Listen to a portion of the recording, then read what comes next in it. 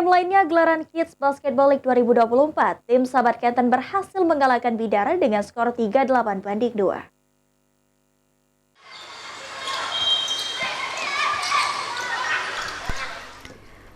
Game kedua event Kids Basketball League mempertandingkan tim Sahabat Kenten melawan Bidar yang hasilnya Sahabat Kenten berhasil unggul dengan skor 38-2. Terlihat di pertandingan ini, tim Sahabat Kenten sangat mendominasi dengan menguasai jalannya pertandingan sehingga sempat unggul dengan skor 22-2.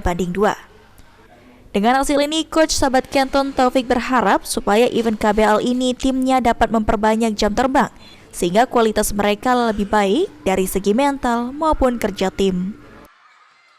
Ada event-event begini harapannya anak-anak banyak jam terbang buat bermain, biar bisa berkompetisi, jiwa petarung dia bermain bertanding dengan lawan timbul.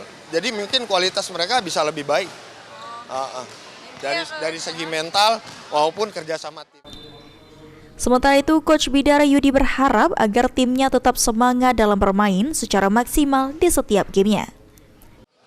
Harapan saya untuk tim Bidar ya tetap semangat, mereka tetap bermain. Yang penting enjoy, mereka masih anak-anak, nggak saya bebani untuk apa-apa. Yang penting mereka bisa bermain dengan maksimal, enjoy the game aja. Oke. Kids Basketball League 2024 ini merupakan kategori usia 11 tahun yang bertempat di Gor Kenten Park Arena.